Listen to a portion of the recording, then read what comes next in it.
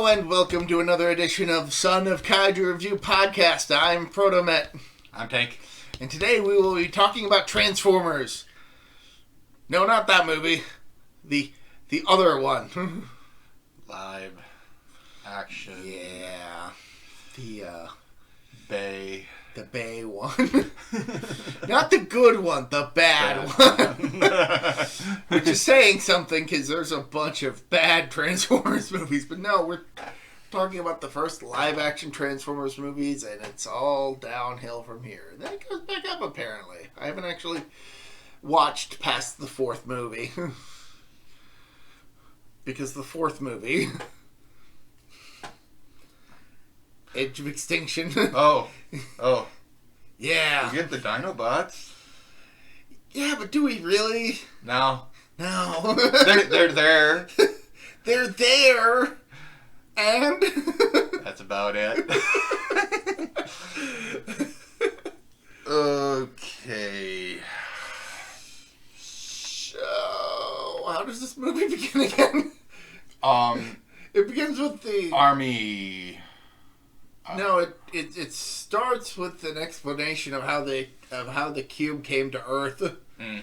How the life-giving cube of planet Cybertron fell to Earth, was found by an old guy in the Arctic who went crazy after seeing Megatron. Wait, no, he went crazy after seeing Megatron, and the cube didn't land in the Arctic. It landed somewhere else. Yeah. That was like a huge plot hole that I thought that the movie had until I realized that they explained it away and it wasn't actually a plot hole and I had just been misunderstanding shit. And I'll explain that whole confusion I had later on because I feel dumb, but this movie's still dumb. But no, Megatron tracked the Allspark cube to planet Earth.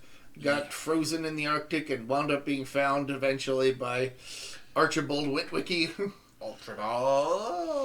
whose grandson decides to start hawking his stuff to try and help him buy a car. Yeah. Yeah. But we'll get to that soon enough. But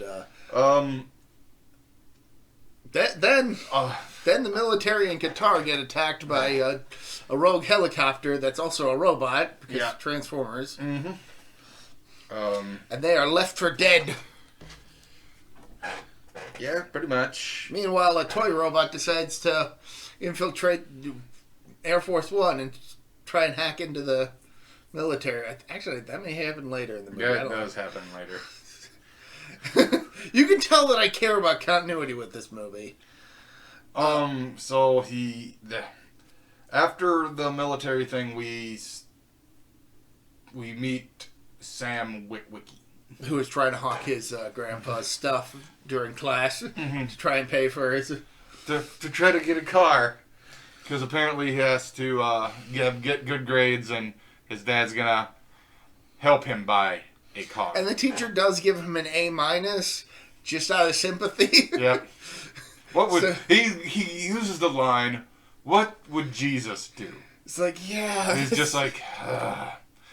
Honestly, I think he just gave it to him so he would just shut up. Shia LaBeouf. So then his dad takes him to the Porsche dealership and then drives away because no, he's not going to buy his son a Porsche. They go to a used car shop run by Bernie Mac. And this is the best scene in the movie because it's fucking Bernie Mac. Rest in peace, Bernie.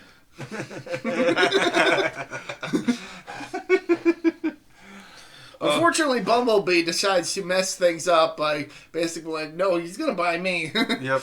I'm disguised as a car. I'm just going to wreck this guy's shit. There's a line during this thing is like, Bernie's character tells Sam that, the car picks the owner. And he goes, well, I'm sorry that your dad's super cheap. Yeah, because Bernie wants $5,000 for the car, and his dad's is only going for $4,000. Yep. And then Bumblebee destroys every car's windshield in the place. It's like, okay, $4,000. He's like, $4,000 because he's terrified of what that. bad for business. Yeah, it's just like, what the hell's going on? Meanwhile, in the government, a bunch of code breakers are trying to figure out what was all being going on with the rogue helicopter and the missing soldiers in Qatar. Yep. Who are still alive for the most part. Or at least some of them are. Yeah. I know the character played by Glenn Morshower died. Yeah. So they brought him back as another character in the next movie. Why not? Pretty sure it's Glenn Morshower. I don't know. But we get Josh Duhamel and Tyrese Gibson. Yep. Playing the two main soldiers. And they got some other buddies, and they get attacked by Scorponok, who's been chasing them through the desert. Yeah. Scorponok takes down a decent amount of the soldiers. Then he has to get a hold of the Pentagon, so they had to... Yeah, this movie kind of jumps around with a bunch of characters. So this scene actually takes place later in the movie, but we can't think of a better place to put it because, I mean, eventually they get in touch with the U.S. military to help them after being on hold with a telemarketer guy trying to... It's like, dude, I am a military guy trying to contact the U.S. government. Don't give me the runaround about my goddamn long distance. Do you want to change your long distance service? Also, I need a credit card. Where's your credit card, Tyrese Gibson? It's in my back pocket. He's like, left cheek, left cheek, left cheek. That line was actually pretty funny. Left cheek, left cheek. So they call in an airstrike. They manage to get rid of Scorponok's stinger, and Scorponok just leaves for the rest of the movie. Yeah. He never shows up again. No. Right, because he then shows up in the next movie and then just dies. Yep. He was kind of a dangling plot line in this, and that they were like, okay, let's just get rid of him in a throwaway scene in the next movie. Which is arguably worse, but yeah, we get military code breakers, the Secretary of Defense. That's the Secretary of Defense. Oh, I feel so underdressed. One of the code breakers, Maggie, decides to take the signal that they picked up and take it to a friend of hers, played by a guy who I know from other stuff, but I can't remember his name. He's cool though. He's one of the better characters in this movie, and so they're trying to decode this signal, and then they get apprehended by the government because technically it was top secret stuff that wasn't supposed to leave the building. But they figured out what the signal was, and so they wind up getting interrogated. And he eats all the donuts, and he pretty much tells. Like, if you don't eat their food, they know you're lying. I ate the whole plate. Now we're kind of getting this all stuff out of the way because now we got to focus on Sam's whole deal, which is all happening simultaneously with this. Yeah. And again, we're trying to keep the plot threads as close together to each other as they are, as they can be, before they start overlapping during the second half of the movie. So Sam and his friend go to the lake. Apparently there's like a lake party going on or something. And then there's this pretty girl, Michaela, played by Megan Fox. Yep, Michaela. And she wants to drive her boyfriend's truck, and he is an ass. He tells her how about you just get in the back seat? So this guy's just a jackass. Because so then Sam decides to be a jackass and ditch his friend to pick up Michaela. Yeah. He's like, no, she can go in the back. Go in the back. Listen. And then Bumblebee kind of takes over and breaks down, plays the radio. Romantic songs like I believe Sexual Healing plays, and bear in mind these characters are in high school. Yes, but Bumblebee's a character is an alien, so he doesn't know the customs. Except that they learned everything from the internet, so yeah, it checks out. Yeah. Oh God, the internet is a dark place. The internet was a mistake. Dark web. No. Okay, simple enough.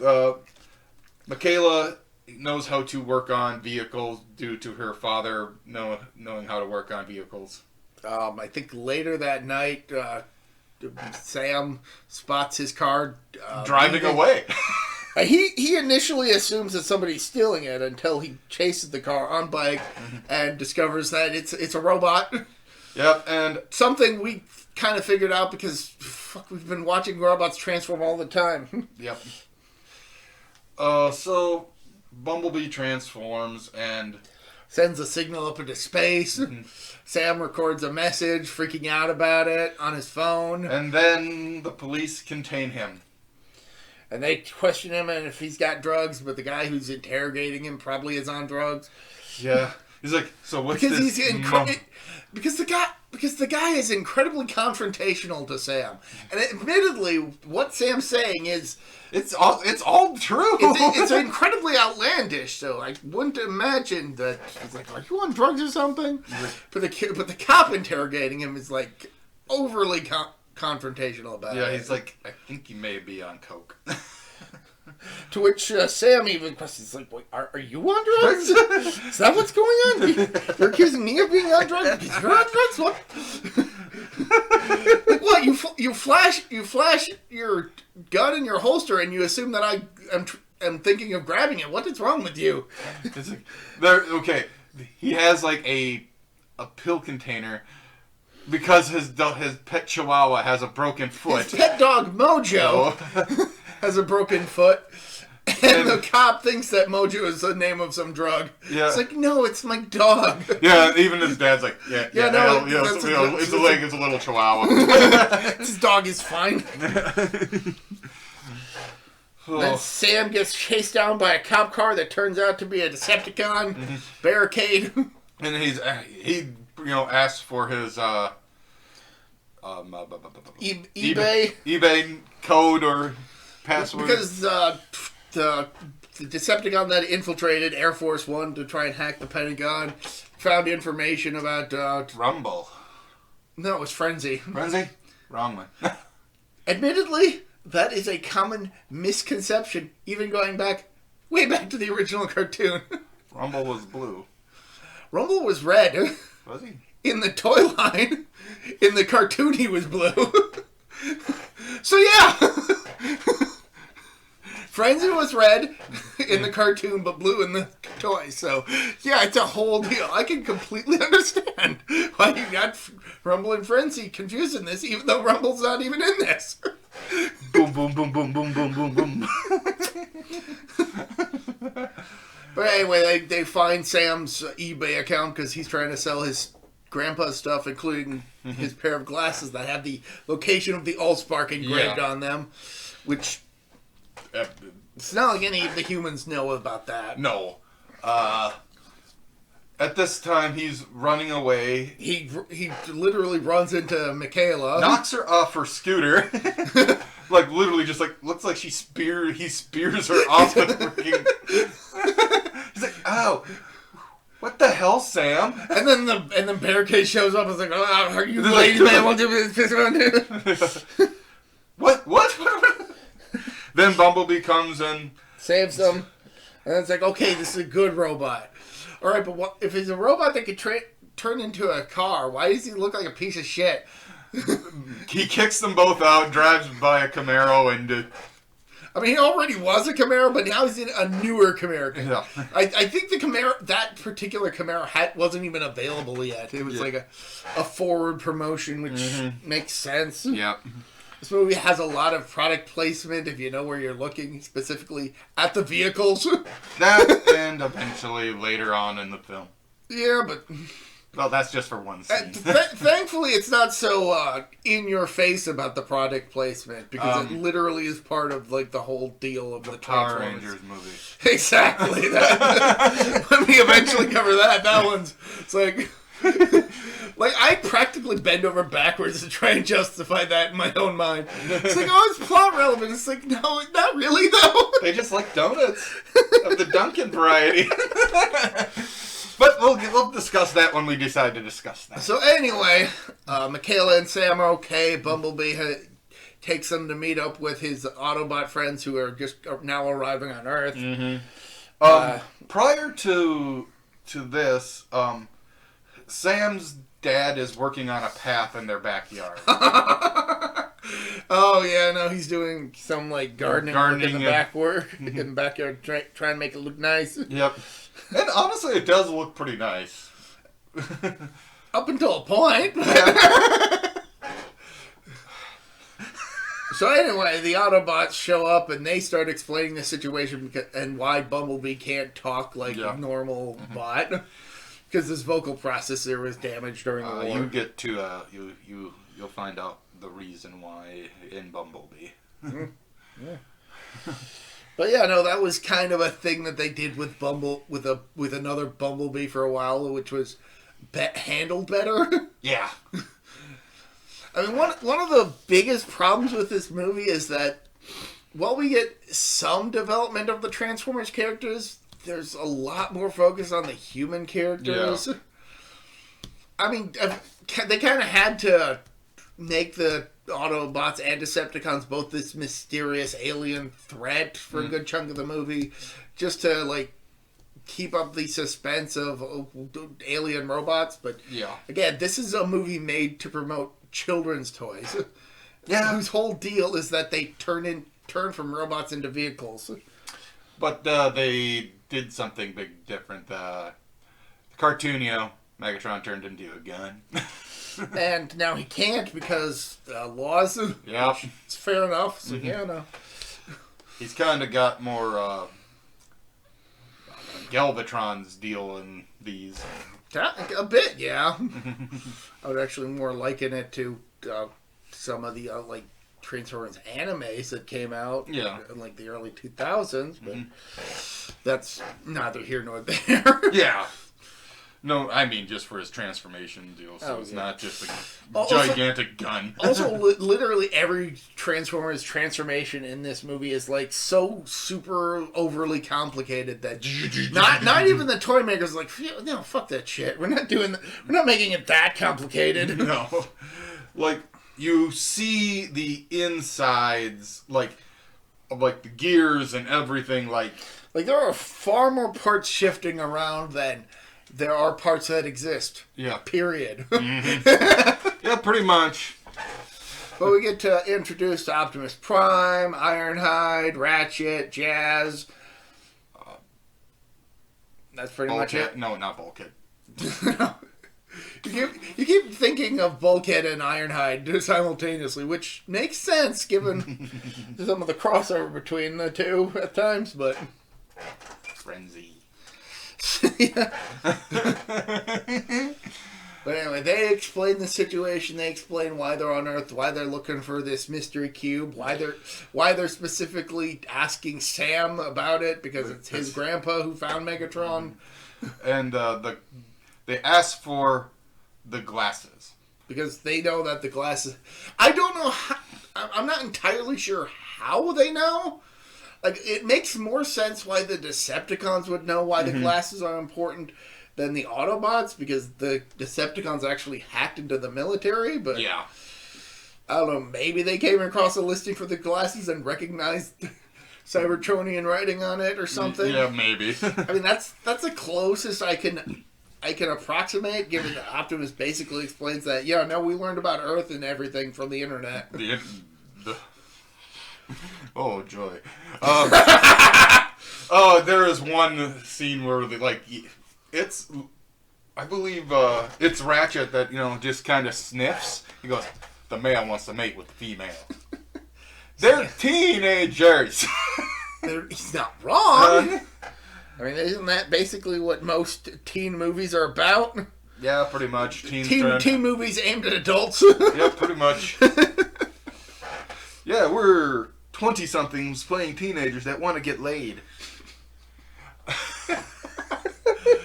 Anywho. Okay, so they get to Sam's house, and he tries to sneak in, gets caught by his dad. He's only a minute late. Yeah. It's like he got back technically on time. Mm-hmm. You're 1 minute late. Just one little... He convinces his dad not to ground him, and he goes up to his room to try and find the glasses. Then the Autobots just wreck the yard. Oh yeah, just like Ratchet falls and gets kind of electrocuted, and it causes like things to happen. Like Mojo pees on him. Oh, he pees on Ironhide.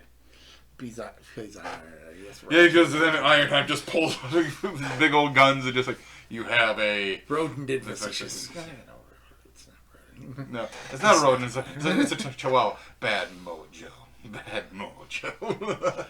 So anyway, in an attempt to try and help Sam find the glasses, they lift Michaela up to his bedroom window to help. Yep. So now she's in there. They're like, he's like, you look over there and I'll look at, well, all right, I'll check this. No, maybe you can't look at pretty much his porn stash. They don't pretty much say it, but well, he admits it inside his phone. All right, so once the power goes out, Sam's parents come up. They find the door locked. They're like, okay, what's going on up here? What's going on? He's like, and then they I'm gonna bust down the door. It's like, what's going on? Why are you all sweaty and dirty? You've been masturbating? And then both Sam and his dad's like, seriously? That's a father-son conversation. It's like, really? What's the mom's like, what's the big deal you doing? Meanwhile, Michaela is like hiding behind a chair this entire time. It's like, no, something, we heard a noise. There's all of a sudden. It's like, who are you talking to? No one. Eventually, Michaela's like, hi. Hi. I'm here. Just like, his mom's just like, you are gorgeous. Like, I think before Michaela reveals herself, his dad goes in like the bathroom and like looks. Well, because they bump in. One of them bump into the house and it shakes, and he thinks it's an earthquake. So he goes look out in the yard and sees it's an absolute mess. He's like, it's an earthquake. It's destroyed. I gotta call the city. We have a breaker down. Probably like a gas leak or something. Eventually, Sam learns that he had left the glasses down in his backpack in the kitchen. Yeah. And then government agents raid the place. Yep. Sector 7. He's like, led by John Turturro. Mm-hmm. And he's hero. Agent Simmons. Agent Seymour Simmons is the best character in the entire original trilogy of Transformers movies. Oh yeah. Which is very unfortunate because that's a bit of a low bar. Yeah. So he's, No, what? His assistant from the third movie is the best character in the entire trilogy. You're not wrong there. Again, it's a very low bar, but Simmons is a close second throughout all three movies because he is kind of nuts, but like a calm, collected sort of nuts. Mm-hmm. So they're getting interrogated, and Sam's mom is getting pissed off because she's realizing that they're ripping out all of her flowers, and there's people all around the house. They're looking for like radiation. Yep. Clicks. It's like they find Sam's radioactive. They start apprehending everybody because they know from the radiation exposure that he was with the aliens, which they assume are just a threat. Yeah. Just by default because they are reactionary, as you do. That and the whole situation with Scorponok had happened recently. Yeah.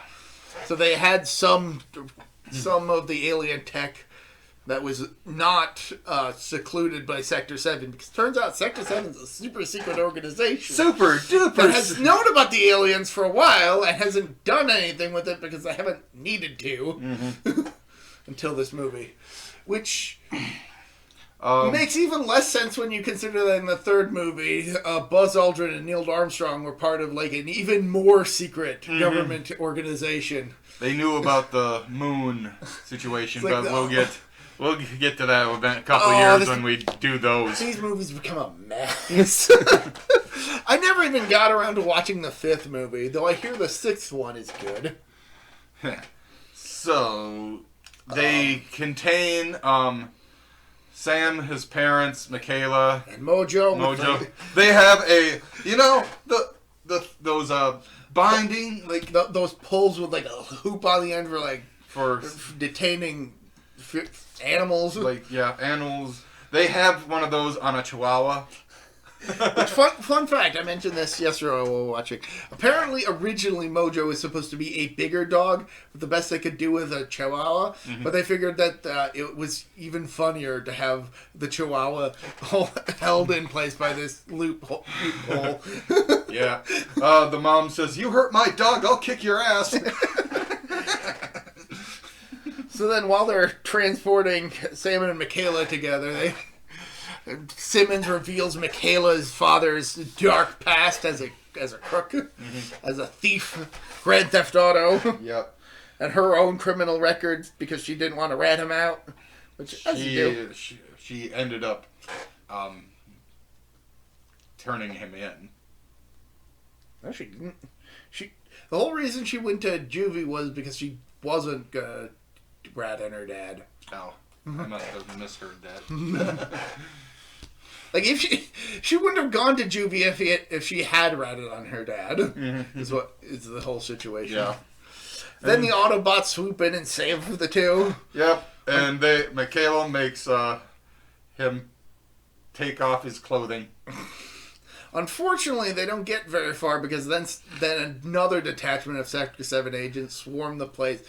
They capture Bumblebee while the Autobots are forced to retreat. Right before that, after they're threatening... while they're threatening... Bumblebee takes off his gas port and looks like he's pissing on him. It's just leaking lubricants all over Simmons. You're just like, Bumblebee, stop lubricating the man.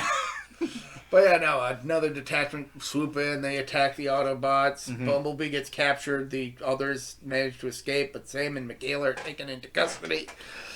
Yep. And it's at about this point that all the major plot lines of this movie are starting to converge. Yep. They go down to... Nevada. To the Hoover Dam specifically. Because that's where all the secrets are being revealed. While all this is going on, Starscream, who is just now showing up, relays to the other Decepticons that they've found Megatron. Well, not quite yet, actually, now that I think about it. I think they're just still searching, but the Autobots use the glasses to find the location of the Allspark, which is at the Hoover Dam. Maggie and her associate are brought along. Josh Duhamel and Tyrese Gibson are there too now. So everybody's coming to Hoover Dam because that's where Megatron and the Allspark are. So you didn't think the... Also, the Secretary of Defense, John Voight. He's there. John Voight, yeah. We'll call him John Voight. He was kind of a minor character in this movie, despite being probably the biggest name. Yeah. Not that they really promoted it that much. It was just like, he's a major character. He's in this, so it's a prestige film. It's obviously got a bigger budget, and he's clearly not doing it for the paycheck. Don't judge us! So, John Voight is like... when they actually see Megatron, which Sam keeps correcting Simmons. Simmons keeps calling him MBE1, and Sam's like, yeah, well, they call him Megatron, so maybe start using his name. He's like, no. Like, after an altercation happens with the military and Seven.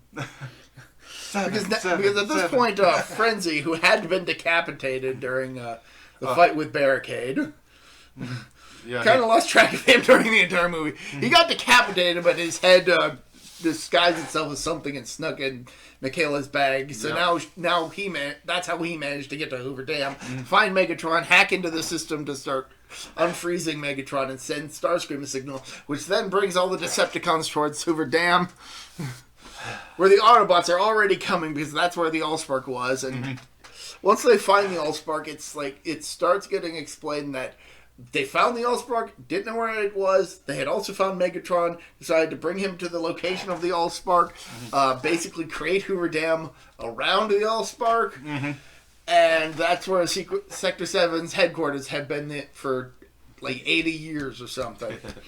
And this is actually where I had initially gotten confused, because I had somehow not heard the part where they mentioned that the Allspark was already at the Hoover Dam, because I was under the impression that the reason Megatron crashed in the Arctic was because that's where the Allspark was.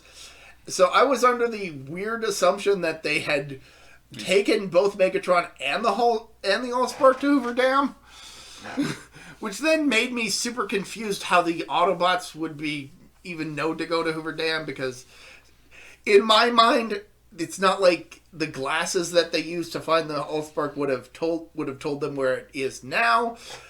The cracks pretty much made a map. I get that. No, my confusion was based on the assumption that they had moved the Allspark to Hoover Dam, which was a flawed assumption. Because the Allspark was already at Hoover Dam. Yeah, they built the Hoover Dam. That's why them using the glasses to find it works. I'm just trying to explain how it was confusing for me the first few times I was watching it, until I realized that they actually explained that the Allspark was already at Hoover Dam.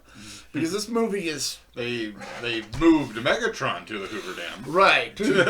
I was initially under the assumption that Megatron had crashed in the Arctic because that's where the Allspark was. But no, he probably crashed in the Arctic trying to get to the Allspark. So it's like...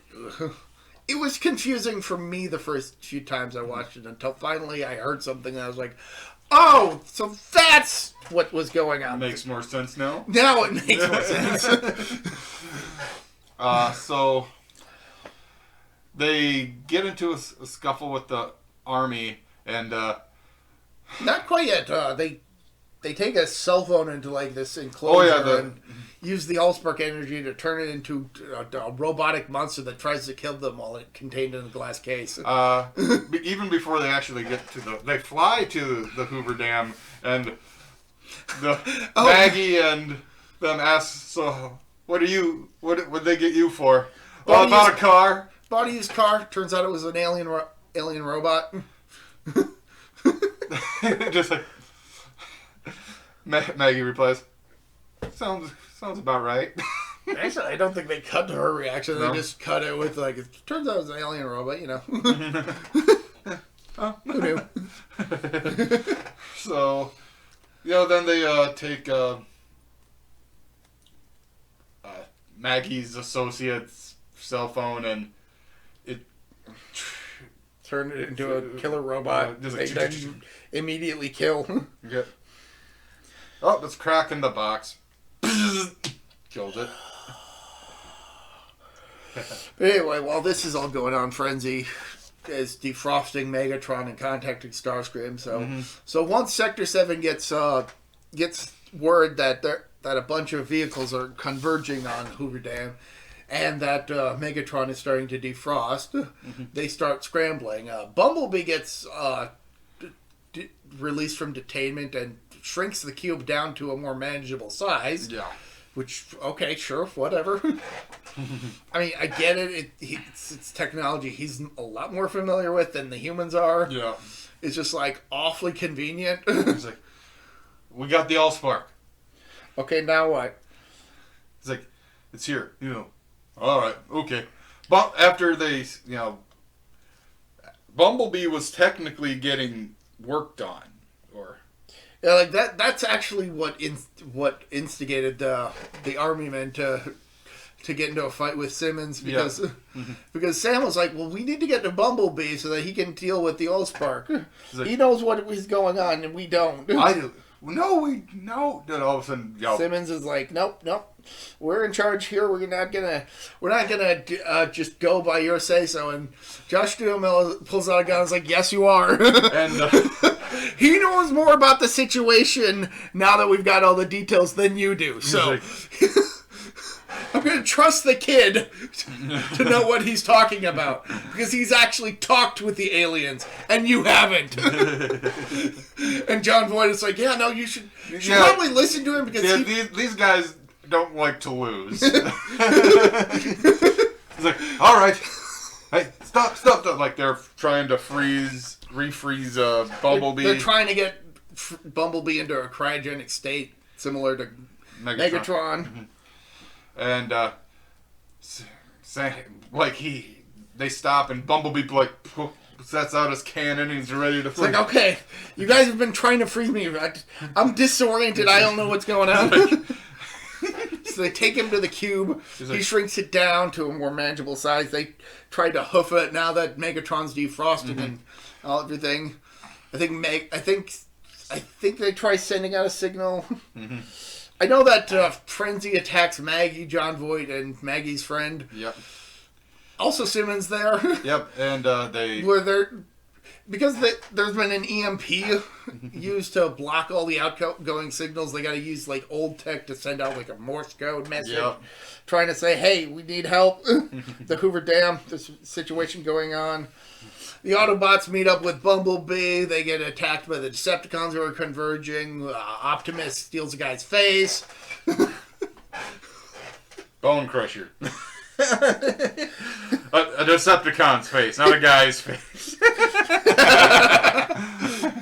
It's like he slices Bone Crusher's face off, just kind of casually. It's like, yeah, no. Yes, they get into a fight, but it's like... The only reason I even bring it up is because in like the other movies, he rips other characters' faces off. He takes part of Megatron's, I believe, in one of them. I wouldn't be surprised.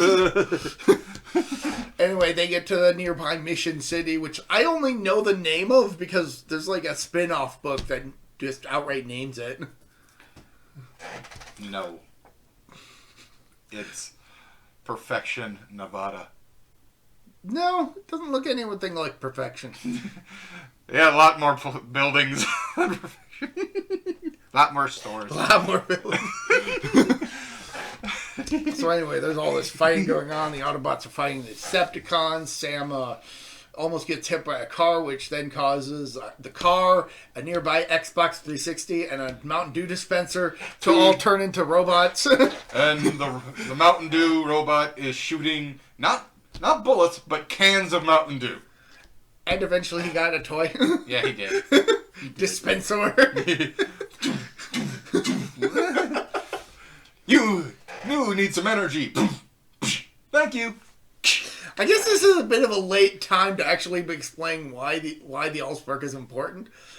Turns out it's the source of all life on Cybertron.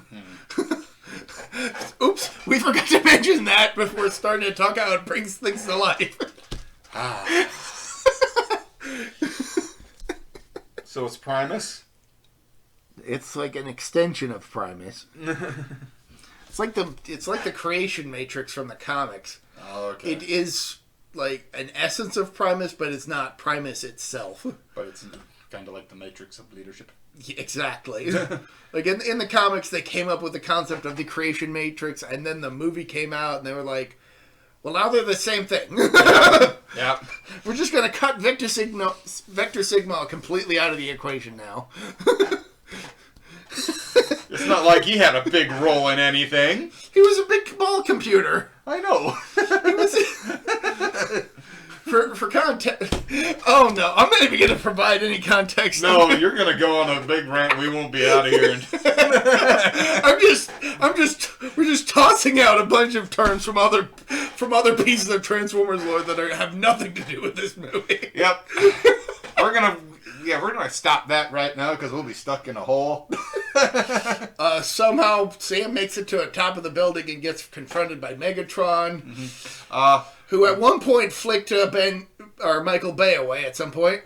Did he? Yeah. According to the commentary, the human that Megatron flicks away after he hits the street was Michael Bay. That is pretty funny.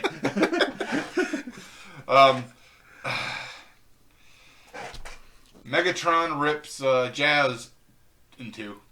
Yeah. Then he confronts Sam on the building, who then falls.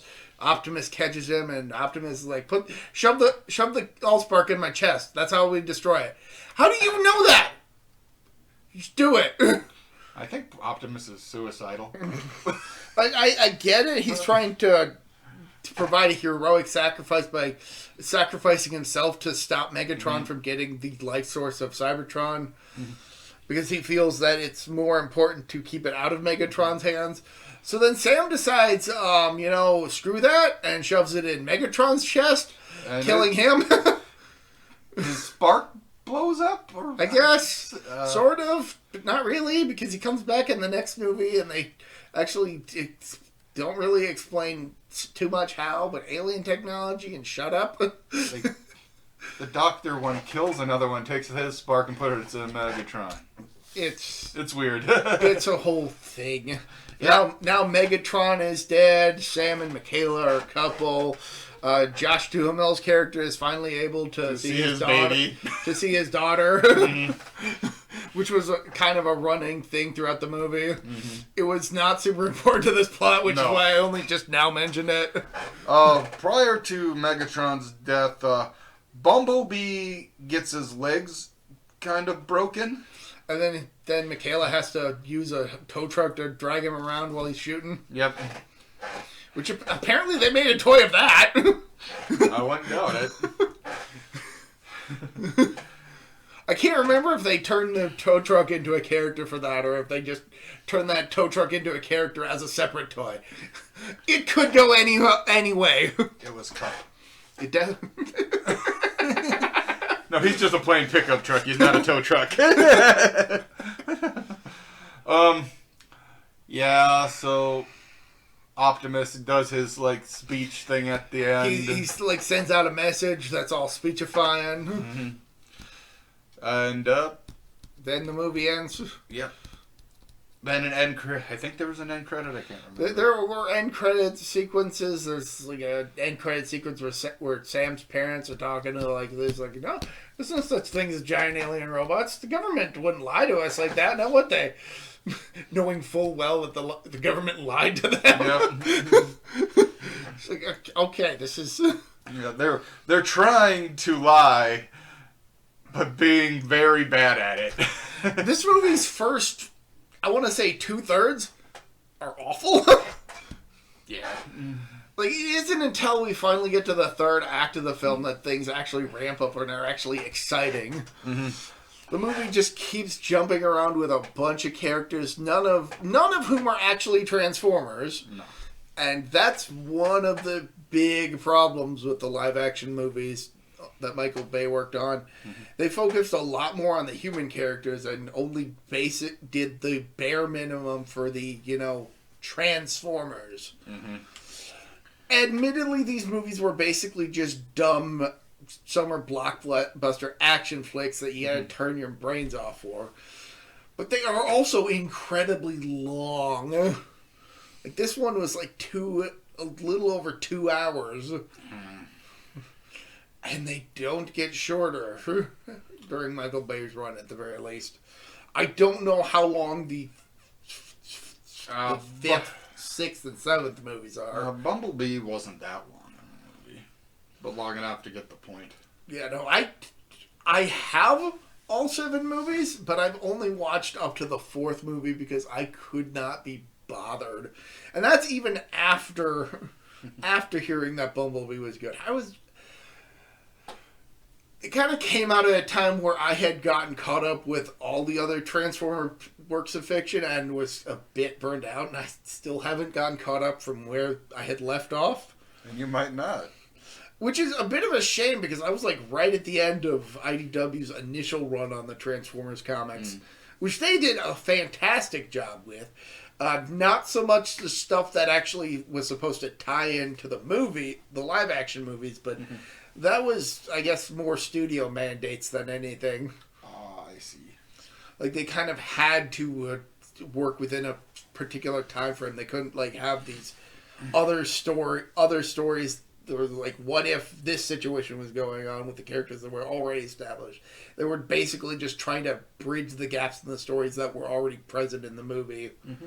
So it's like, yeah, no, their movie comics are kind of terrible, but everything else they've worked on has been pretty good with regards to Transformers.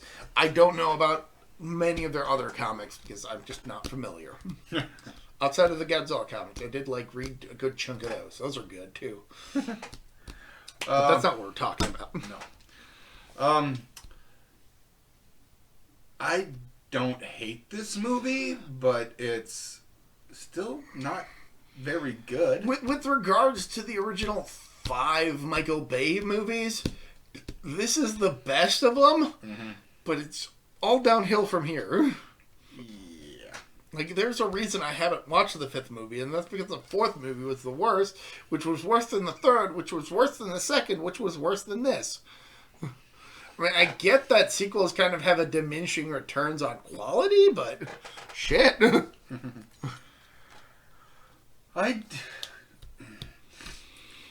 Again, they really did nothing with the Transformers characters outside of buy our toy. Here's this character's name, buy its toy.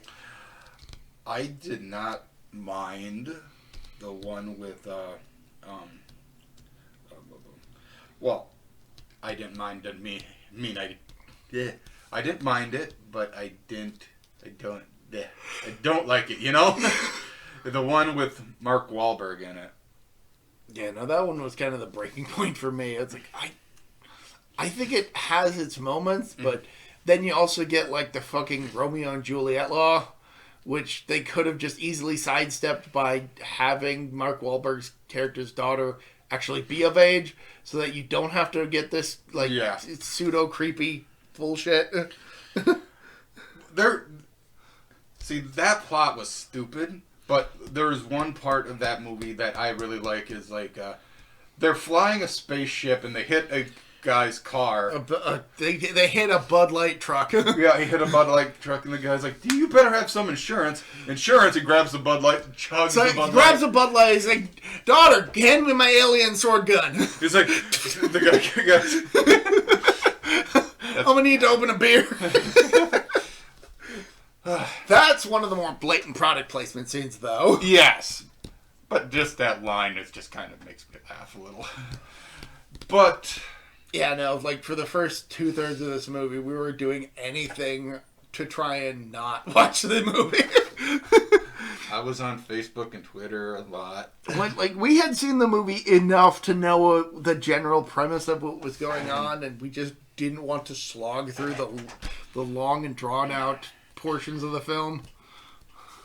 Like what you said, the first part of this movie just drags on because we just don't care. There's no action involved, and if there is, there is action, but we don't care enough to really invest in it. It's Bumblebee like protecting Sam and Michaela. Like, I get why none of the robots really talk all that much during the early part. It's because they set up this mystique about these alien robots that we don't know anything about, unless you were paying attention to the entire toy line that led up to these movies, and all the related fiction connected to it, which actually did for as much as I hate it, Energon did a better job at developing its characters than this movie did. Kicker. Fucking Kicker. It's still better than this movie. He bullied Ironhide. Still better than this movie. It's like, oh my god, this movie was bad. Who would you prefer to watch, Sam or Kicker? I mean, I will admit that when you put a gun to my head with that, I'd go with Sam because he's at least a funnier character. But that is mostly because Shia LaBeouf gives this like frenetic energy to the character, as like this kind of. And also, I agree with that. Megan Fox tries, but she's just was being pretty love interest. Yeah, she does have a couple moments to shine, like when she decapitates Frenzy with a handsaw. Sawzall. With an electric saw. Yep. Yeah, but she's not like she fights back a lot, but not as much as they do a better job of developing her character in the next movie. And then completely undoing it by just not having her be in the third movie at all, despite her whole plot line, despite her whole plot line in the second movie.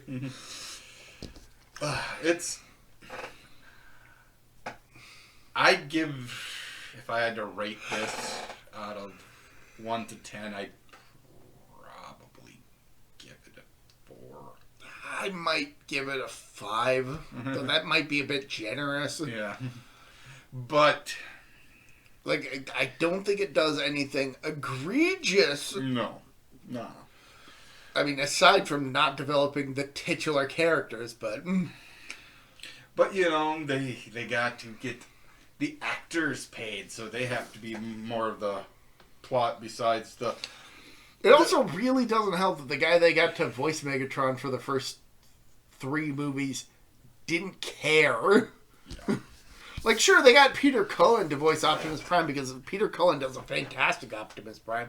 It's the reason why they keep bringing him back to voice the character. And he likes playing the role. Oh, yeah, no. Especially considering that he based it on his late brother. Yeah. So. Now, if they had gotten Frank Welker to voice Megatron, we probably could have gotten more performances out of the character. But no, he's just kind of he's not a side voice actor who doesn't show up until the second movie. Admittedly, voicing a character he did originally voice, but that character barely spoke in the first place. Yeah. In this movie, in that movie. When they made Galvatron in I think 4. I think they could have used Leonard, but they used Leonard for a different character. Also, I think Nimoy had already passed away. Oh, that was. I might be wrong. I do know that he voiced Sentinel in the 3rd movie, so that's probably why they didn't bring him back for Galvatron in the 4th. I think we're just nitpicking now, comparing from the animated movie. We're kind of talking about stuff that doesn't really have contained to the purview of this movie. Like, maybe at some point in the future we'll talk about the other Transformers movies. I mean, we've definitely previously talked about the animated movie over on my personal channel, which, I'm just going to put a link there right at the end of the video, on the end of the video to that podcast that we did with my brother a few years ago. Classic. So yeah, if you want to hear us talk about a good Transformers movie. Okay, by the way, you can like this movie. This is just our opinion on it. If you like it, you can still like it. I'm just throwing that out there just because we don't care for it very much. I will say this. When I first started getting into Transformers, I enjoyed watching this movie.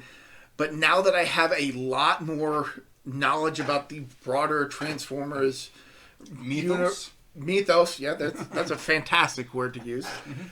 Surprised I didn't think of it for myself. But now that I know all that about the broader mythos, this movie doesn't hold up. Yeah.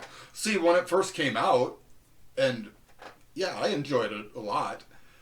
Then you started showing me some more like Transformers comic books and cartoons, and this don't hold up to them. Right. But that's just once again, that's just our opinion on it. Like, I don't straight up hate this movie.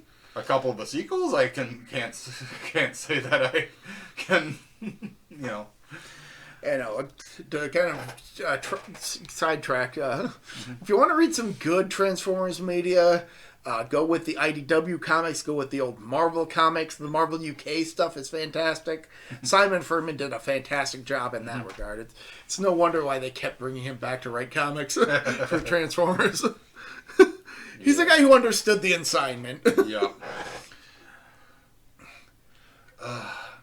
So,